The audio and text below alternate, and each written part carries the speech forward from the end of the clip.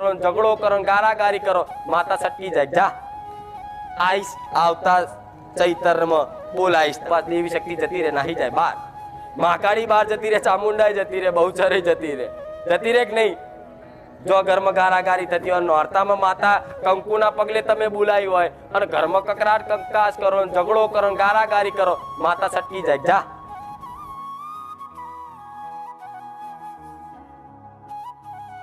એ કળશ મૂકો ને તારે તમારી માતાજીનો ભલે આખું વર્ષ તમે અખંડ દીવો ના કરતા હોય, આખું વર્ષ તમે 2 ટાઈમ દીવા કરતા હોય, પણ આ 9 દાડા તમારી કુળદેવીનો અખંડ દીવો 100% રાખજો. રાખજો ના રાખજો, આ મારો હુકમ છે.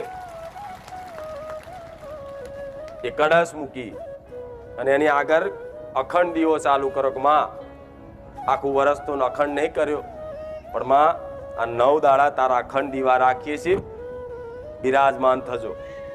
તમારી માં 100% તમને એવો આભાસ કરાવશે આ નોરતામાં કે મારી મહાકાળી મારા ઘેર સાક્ષાત બેઠી છે, મારી ચામુંડા મારા ઘેર હાજરા હજુર બેઠી છે.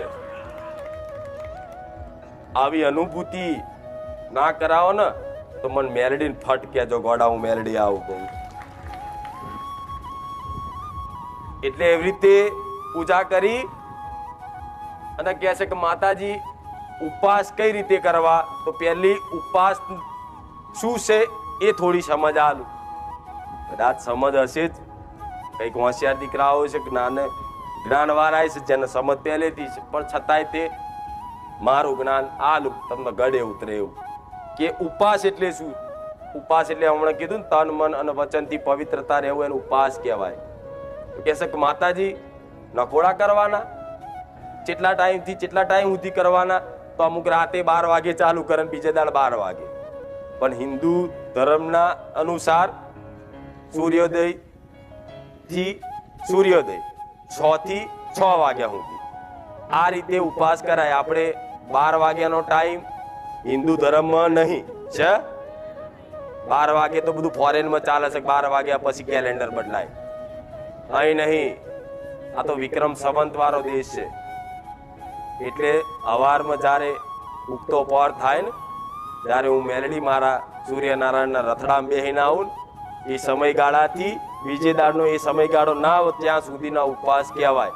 હવે ઉપવાસમાં મારી નકોડા કરવાના કે એક ટાઈમ જમવાનું, તો હું એવું કહું છું નકોડા થતા હોય ને કરતા હોય કરજો, પણ ના થતા હોય પહેલી વાર કરતા હોય ને એના માટે એવું કહું છું એક ટાઈમ તમે ખાઈ શકો છો. મેલડી આવું કહું એ તે એક ટાઈમમાં તે એવું ખાવું એ ખાસ કહીશ. આખો દિવસ ઉપવાસ રાખ્યો તો પાણી પીવો, થોડું કદાચ કોઈ જ્યુસ પીતું હોય, કોઈ ફ્રૂટ ખાતું હોય, કોઈ વાંધો નહીં. એની થોડી છૂટી છે, મારો રોમ હાલે છે કે ભાઈ ખાઈ શકે સાત્વિક ભોજન થોડું ખાઈ શકે, જેને રહેવાતું ના હોય એના માટે. રહેવા વાળા તો રહેશે, નકર ઉપવાસ કરીને આખા ગોમની ફરારી વેફરો ખા ખા કરે એનું નહીં. પણ તમે કોઈ ફ્રૂટ ખાઈ શકો, કોઈ ફળ ખાઈ શકો સાત્વિક, જેથી તમારા અંદર કોઈ ગુણો પ્રભાવ ના પડે એના માટે સાત્વિક ખાઈ શકો. કેળા સફરજન થોડું, અને પછી હોજે જ્યારે 7 વાગે સૂર્યાસ્ત થાય ને એ ટાઈમે તમારી કુળદેવીની આરતી કરો, એની પૂજા કરી એની આરતી કરી અને પછી તમારા ઘેર જે બનાવ્યું હોય ને એને ધરાઈ અર્પણ કરી અને પ્રસાદ પેટે એ કદાચ લેશો ને અને એ પ્રસાદ તમે ખાશો ને તો ભગવાનના દરબાર સુધી તમારો એ ઉપવાસ લેખે ભરશે. હું મેલડી આવું કહું.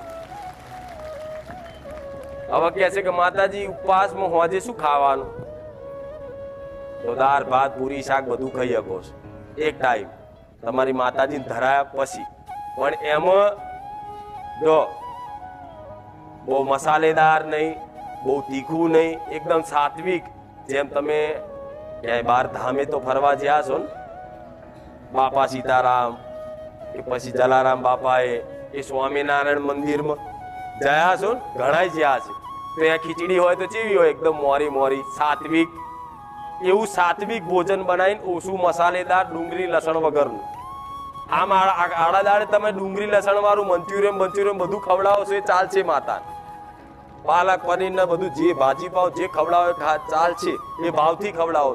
પણ આ 9 દિવસમાં અને બધા નિયમ છે, નીતિ નિયમ છે. એટલે આ 9 દિવસમાં ડુંગળી લસણ વગરનું એકદમ સાત્વિક ભોજન, ઓછું મસાલેદાર તમારી માતાજીને ધરાઈ અને પછી એ જ તમે ભોજન કરજો. 100% કહું છું, તમારો ઉપવાસ ભગવાનના દરબારમાં લખાશે લખાશે લખાશે. તો કહે છે કે માતાજી ઉપવાસ કરીને પછી બહારથી લાવવું હોય ના લવાય. અમુક ઉપવાસ કરે પછી હોટલનું લાઈન ખાય, એ મતલબ નહીં. એના કરતા પછી ના થતા હોય તો કે મારી નહીં થાય, હાથ જોડીને રહેવું. પણ કરવા જરૂરી છે. ના કરો એના કરતા કરો એ બહુ મોટું ફળ આલશે. ના કરવા વાળાને ફળ મળે ધીરે ધીરે, પણ વાર લાગે. પણ આ જલ્દી થોડો ગલ્લો ભરાશે. આ શું ખોટું? પેલું 12 મહિના લાગે, 6 મહિના 3 મહિના ભરાશે. એટલે આટલું કરજો. કરશો ને? કેટલા કરશે? ભલે રામ, કોઈ વાંધો નહીં. ના થાય તો એ વાંધો નહીં, વચન નહીં લેતી. પણ આ તો કઈક ભાવિકોને એવું કહેવું હતું કે માતાજી કહેજો અમને કઈ રીતે કરવું, તો આ શીખવાડ્યું. બરોબર? હવે 9 દિવસ પહેલા દાડથી શરૂઆત એવી કરજો કે બહુ ગારો બોલતો હોય ને બહુ ખરાબ વાતો કરતો હોય ને એની જોડે બેહવું. આ શું ખોટું? નકર જો એની જોડે બેઠા અને એની વાતોમાં આવીને કોઈ ગુસ્સામાં આવીને કે ગમે તે મોઢામાંથી ગાર નીકળી જાય ને તે ઉપવાસ ફેર. વચનથી તમે અપવિત્રતા થઈ જાય, બોલી નાખી ગાર, ખરાબ શબ્દ નીકળી ગયો, દેવી શક્તિ યાત્રા થાય કે તે તો સંકલ્પ કર્યો કે મા તન મન વચનથી શુદ્ધતા રાખીશ, તો ગાર ચમ બોલ્યો. દીકરીઓમાં કઈક બોલી જાય છે, જોઉં છું. પણ ધ્યાન રાખવું. કોઈ ગારો વાળું હોય, કોઈ તમને જેને જોઈને તમને ચીડા ગુસ્સો આવતો હોય એવા વ્યક્તિ જોડે વાત નહીં કરવી કે હોમે નહીં જવું. અને બોલન તોય તે સહન કરી લેવાનું. માતાજીને પ્રાર્થના કરે કે મારી આ ઉપવાસના ટાઈમે કે આ બખારા કરે છે માં હાજવી લેજે. નકર આ બધી માયા છે ને, નડવા વાળા દેવ જે તમને નડતર રૂપ થાય છે ને તાર, એ બધા દેવ છે ને, આ બધા તમે ઉપવાસ કરશો ને તો તાકીને બેઠા હોય રાક્ષસ જેવા દેવ. ઉપવાસ કર, ભંગ પડાવ. એટલે ઉપવાસના દાડે કકરાટ કરાવ, ઝઘડો કરાવ, ગાળા ગારી થઈ જાય. ઉપવાસ દેવી શક્તિ જતી રહે, નાહી જાય બહાર. આ તો આખી નરી ગારો બોલ બોલ કરે. લેણ મારું કામ નહીં. નાહી જાય કે નહીં? મહાકાળી બહાર જતી રહે, ચામુંડાઈ જતી રહે, બહુચરી જતી રહે કે નહીં? જો ઘરમાં ગારાગારી થતી હોય, નોરતામાં માતા કંકુના પગલે તમે બોલાવી હોય અને ઘરમાં કકરાટ કંકાસ કરો, ઝઘડો કરો, ગારાગારી કરો, માતા સટકી જાય. જા આઈશ, આવતા ચૈતરમાં બોલાઈશ તાર. હવે આવતા ચૈતરમાં આવતા સુધી તો તમારું આવતા ચૈતર સુધી તો તમારું બધું પૂરું થઈ જાય. પછી શું કામ છે? એટલે આ સાચવી લેજો. ના હાચવાય તો મને પ્રાર્થના કરજો. તમારી ઘરની માતાને જ પ્રાર્થના કરાય કે માં તારી જ ભક્તિ કરું, તારા જ ઉપવાસ કરું, સફળ કરાવજે. હું તો માં, હું કશું જ નહીં કરી શકતો. મારામાં કોઈ બળ, કોઈ શક્તિ, કોઈ વિદ્યા નહીં. માં તું જ મારો આધાર છું. પણ માં તારા નામથી આ તારો જ ઉપવાસ કરું છું. મારા ઉપવાસ સફળ કરાવજે.